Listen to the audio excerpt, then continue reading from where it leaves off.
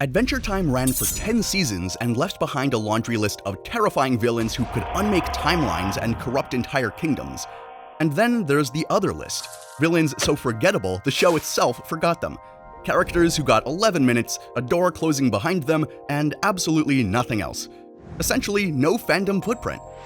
The piglets show up in the pods when they hatch from one of the 3 magic beans that Finn and Jake have been tasked to guard.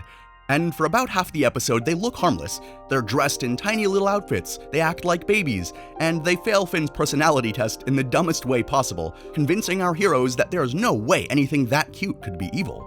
Then, Finn and Jake fall asleep, the piglets grab the magic wands that hatched from the second pod, and the next thing you know, they're tearing through Mushroom Town and forcing everyone to dance while the whole place falls apart. Jake, are you okay? I can't stop dancing! But their one hidden weakness is ice cream. So Finn just spray-hosed them with ice cream from the third bean pod until they all swelled up and exploded into confetti. And then they were gone, never to be mentioned again. Next up, we've got the Fire Count, who's a different kind of forgotten. In His Hero, he's one of the threats from Billy's past, best known as the guy Billy defeated while rescuing Cotton Candy Princess. He is a fireball with a face and a crown, making him almost like Billy's version of the Ice King, another royal-looking creep with a weird thing for princesses. He presumably ruled the Fire Kingdom long before Flame King, which would make him historically significant, but the show never touched on that lore and we never saw him again. His entire job was to make Billy look awesome, basically making his whole character a trophy on someone else's wall.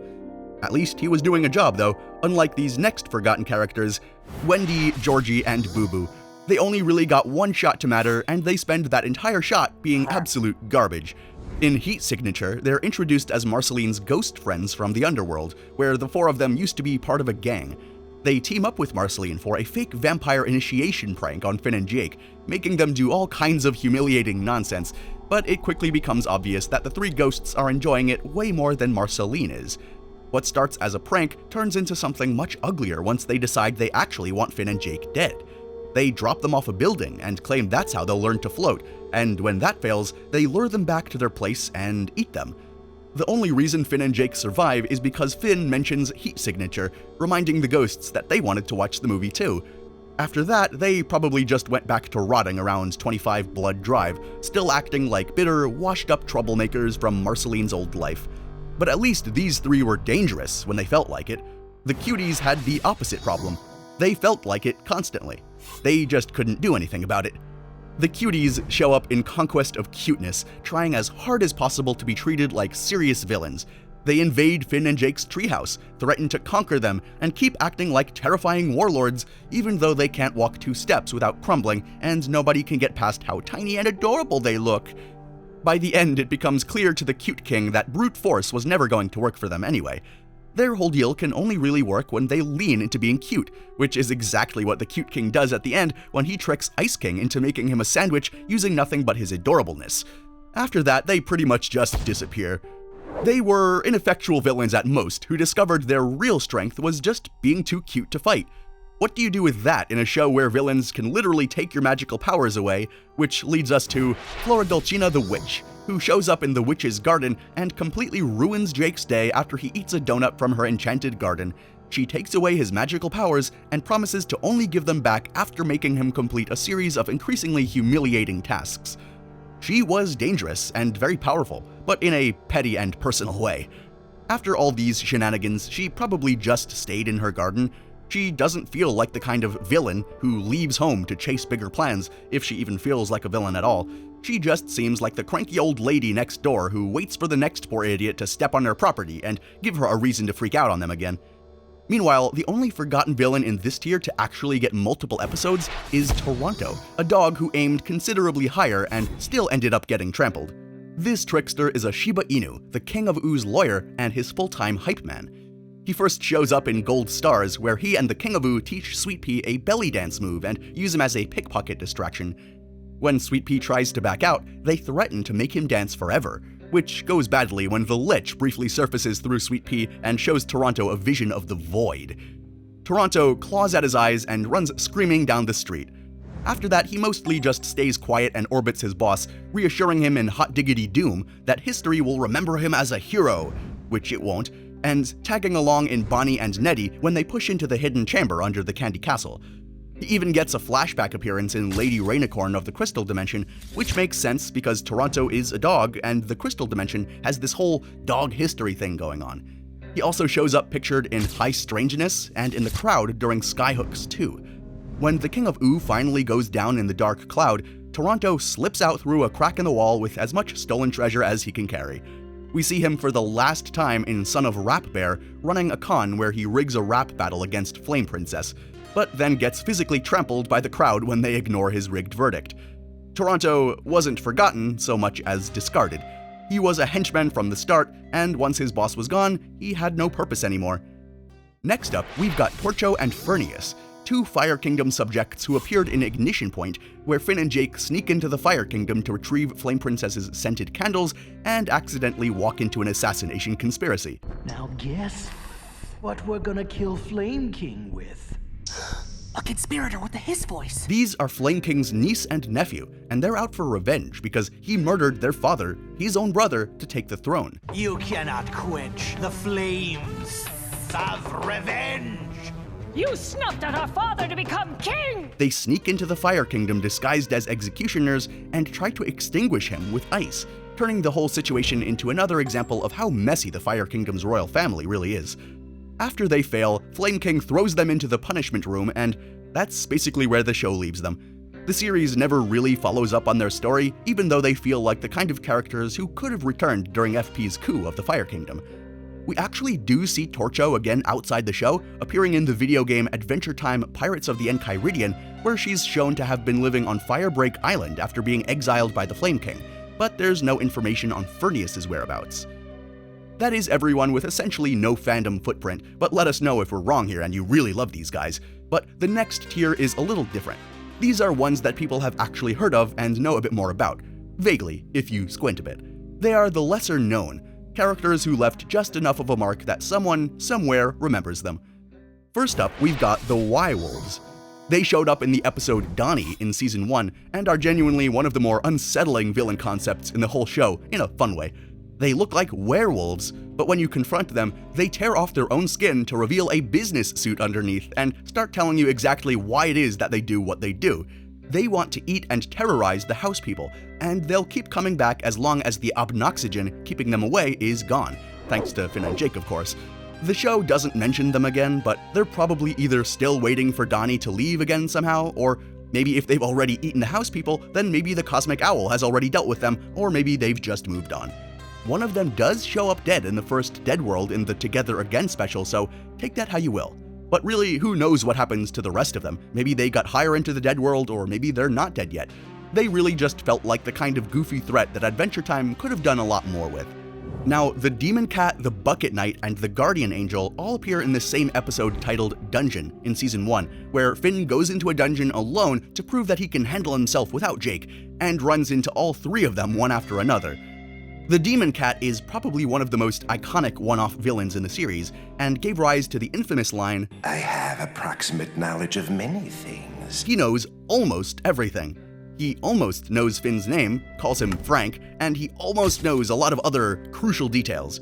He's terrifying in concept and completely ineffective in practice, announcing his own moves in advance and just barely missing every single time. 1, 2, 3. Oh man.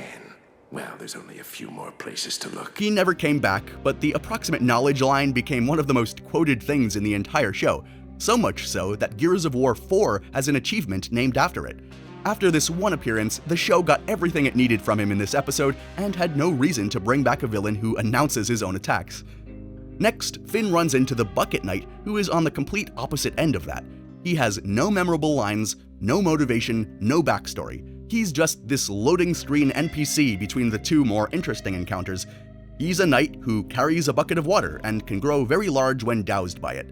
He punches Finn across the room twice and goes back to just standing there once Finn finally manages to escape. Then, Finn runs into the Demon Cat again and is hiding from it behind a rock pillar when he's discovered by the Guardian Angel, who weaponizes kindness in a way that feels disturbing. She finds him all beaten up, heals his wounds, fixes his clothes, gives him snacks, and then tells him she's going to cook him and eat his flesh right there. She drops him into a cage full of broth and vegetables and goes to play the xylophone while he boils. We do see her one more time in The Suitor, where she appears to be part of some kind of peppermint butler summoning ritual, but she has no lines in that episode. She seems to have been forgotten because her concept only works the first time when someone doesn't see it coming. So, all three of these are probably still down in that dungeon or thereabouts, waiting for the next person who's brave enough to try and claim the Crystal Eye Gem, but they weren't interesting or deep enough to be a recurring threat. Next up, we've got Pete Sassifras, who never went looking for any of this and still ended up in a dungeon anyway. Pete Sassifras is one of the more uncomfortable characters on this list because he really didn't do anything wrong. He's just a candy person who got falsely accused, chased down, and thrown into the candy dungeon in the episode Candy Streets. He never gets released on screen, although he might have escaped during the episode Apple Wedding when Princess Bubblegum ordered all prisoners released, but we never actually see him go. But we do know that he escaped at some point, given that he shows up again in Gumbaldia in the final season as part of Uncle Gumbald's army against the Candy Kingdom. And honestly, of everyone in that army, Pete Sassifras has one of the most legitimate reasons to be there. His final appearance is in Come Along With Me, running away from Golb along with the rest of Gumbald's soldiers, which, honestly, fair. The squirrel never really got anything except the satisfaction of eventually shooting Jake with an arrow, which took him several seasons to pull off. He first appears in The Duke, furious that Jake's newspaper advice column never published his letter. He shows up to a royal meeting of Ooh disguised as the turtle chairman just to try to kill Jake, while Jake has absolutely no idea who this guy is. Remember me, Jake? No. He then pops up again in Princess Potluck and finally hits Jake with an arrow after multiple failed attempts, screaming, You son of a bleed. "You go, squirrel, you go." In Hot Diggity Doom, he's in a cage, gets freed by accident, and immediately launches himself at Peppermint Butler. He is a generational hater, even by the show's standards, given that his face pops up at the mention of hate in The Comet, which is a completely deserved cameo and a great Easter egg if you look for it. In Normal Man, he's waiting on a mountain to attack Jake, and when Jake finally encounters him, he says, "Ooh." The squirrel attacks him anyway. The last time we see him is as a spy for Uncle Gumbald's army in Gumbaldia when he tells him about the failed plan to poison PB with the dum-dum juice. So he's probably still out there, still plotting his revenge on Jake. So in a way, he was never really forgotten, and we never really find out how Jake dies, so I don't know. Anyway, he's just more of a recurring gag the show keeps reaching for whenever it needed a joke about this obsessive, directionless hatred, and a squirrel is the funniest way to show it. And finally, for this tier, we've got the Rat King. He appeared in Little Brother in Season 6, living under Finn and Jake's tree fort, gnawing at the roots, keeping the willow from ever blooming.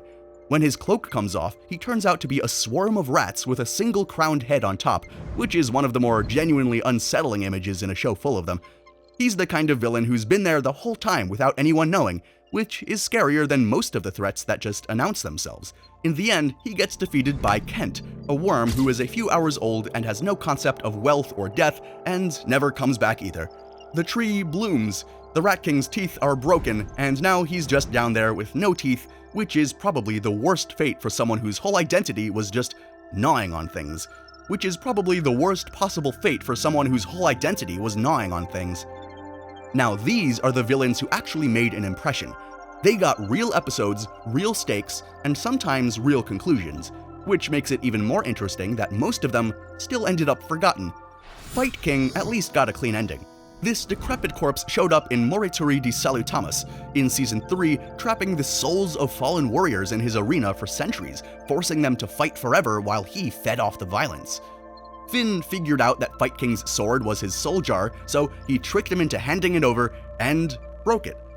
Fight King died on screen with a proper ending, which honestly puts him ahead of most of the people on this list just by virtue of the show remembering to finish his story. Zurgyak got something much stranger. This was a goblin king from The Silent King in Season 2, and he's this tyrant who has a very weird thing for spanking his subjects randomly for his own amusement, including during someone's marriage proposal, where he interrupts just to smack the groom. Finn and Jake depose him, he comes back with an army of earclops, gets defeated again when one of his own fireballs bounces back and hits him, and then in The Great Birdman in Season 5, he just turns up living peacefully in the wilderness. keeping company with a flock of giant birds, having apparently found some kind of spiritual growth in being unable to see. Finn and Jake eventually tell him that his eyes are actually just stuck to his beard, then he gets his vision back, and immediately goes back to his horrible spanking self and tries to conquer the Goblin Kingdom again. He loses all the birds, feels terrible about it, pulls his own eyes back out voluntarily, and walks into a lake where he meets a mermaid and starts a relationship with her. This was a wild ride from start to end.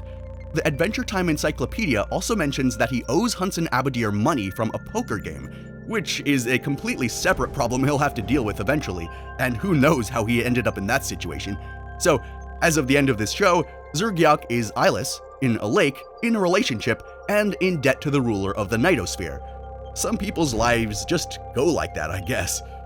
Moving on, we have the King Worm, who briefly appeared in Evicted in Season 1 shooting a hypnotic beam at Finn and Jake. He then got his own episode in Season 4 where it's revealed that they've been trapped in a dream this whole time while he feeds off their life energy. Finn eventually collapses the entire dream by focusing on his worst fears. King Worm shrivels into a husk on the floor of the tree fort, and Finn yells at him to get out.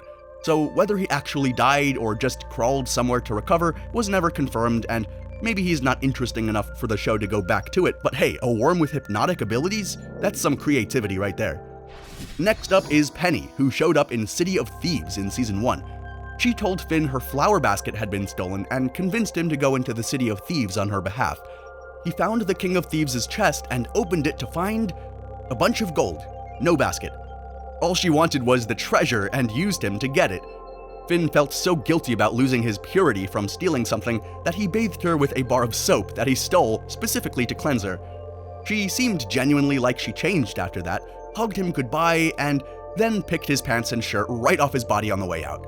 She got everything she came for and more, and was never seen again. Although earlier concept art originally suggests that she was planned to return as the bandit princess in I Am a Sword, before that idea got scrapped. Probably for the best, she already won. But while Penny walked away with Finn's pants and his dignity, Ash walked away with something worse. Marceline's childhood teddy bear, the one that Simon Petrikov had given her as a small child. He sold it to a witch for a cherry blossom wand. This dude showed up in memory of a memory as Marceline's immortal, trashy ex-boyfriend. Marceline dumped him, so he disguised himself as a wizard, snuck into her house while she was asleep, and tricked Finn and Jake into wiping the memory of their breakup from her mind so that she'd eventually wake up with no idea why she left him. Eventually, Finn helped Marceline relearn that memory. She kicks Ash in the crotch the moment she finds out and leaves him again. He shows up again in Betty in Season 5 where Simon punched him off of his flying carpet. He's also in Uncle Gumbald's army in Gumbaldia in the final season, presumably still workshopping an apology he'll never deliver so that he can get back with Marceline. The Adventure Time Encyclopedia formally charged him with fencing stolen property, impersonating a wizard, stealing memories, and being a general pain in the butt. And honestly, that last charge might be the most serious one. If Ash is the most pathetically personal villain on this list, Scorcher is the most purely professional. He appeared in Hitman in Season 3 after Ice King hired him thinking a hitman was literally someone paid to hit people. What he actually got was a pyrokinetic supernatural assassin who never speaks, communicates only through conjured scrolls, and can't be reasoned with or bribed once he's accepted a contract. The only way out is convincing Scorcher that his targets are already dead, which barely works and only through a technicality. He leaves a scroll at the scene which reads, "Echoes of past events, nudge the tiller on my present course. I await its reflection in the future." Which is an extremely poetic thing to leave at what was supposed to look like a murder scene. He also comes back in Gumbaldia as part of Uncle Gumbald's army, and then in Come Along With Me, where he also bolts at the sight of Golb. So he's presumably still out there killing random people for cash. Now, not every villain on this list ended up at war, which brings us to the ancient sleeping magi of life-giving, who can animate things to life. And whatever takes life takes on the personality of whatever mood he's in at the time. The problem is that he couldn't stop thinking about his father, and his father was not a good influence on him. So everything that animated came out violent and destructive. He first appears in Mystery Dungeon, where Ice King finds the Magi sleeping and tries to bring to life his Fiona and Cake fanfiction by throwing it into his ritual flames, which is its own conversation. This fails, of course, and the Magi wakes up, and we later find out that he put on oven mitts and buried himself underground to not animate everything else. This guy had daddy issues so severe that they required protective handwear and a hole in the ground. He also comes back in Little Dude, where his power accidentally animates Finn's hat, which immediately starts terrorizing everyone until the Magi learns that thinking of his mother instead of his father makes the things that he animates turn out all nice and sweet. Finn ends up giving him the hat to raise as his child. He then shows up on Ice King's Wizard road trip in Thanks for the Crabapples, Giuseppe, and Friends Forever. Always reluctant, always a little lonely, and a little bit strange. In Wizard City, he seems to have found a job and is teaching magical arts at the magic school. So, a guy who spent so long convinced his own hands were dangerous enough to bury himself underground ended up using them to teach other people. And that's actually really beautiful. Next up, we've got Darren the Ancient Sleeper, who also woke up from underground, just without any of the growth. He was summoned by Maja the Sky Witch in Something Big in Season 6, and the first thing he does after waking from beneath the earth is ask what caring is. Maja tries to explain it, and he just says he doesn't understand, and then starts walking through the Candy Kingdom destroying everything. He's not necessarily malicious, he just woke up after who knows how long underground into a world completely alien to him, full of feelings and relationships and concepts and things that he had no frame of reference for, and the only thing that he could do was the thing that he was built to do.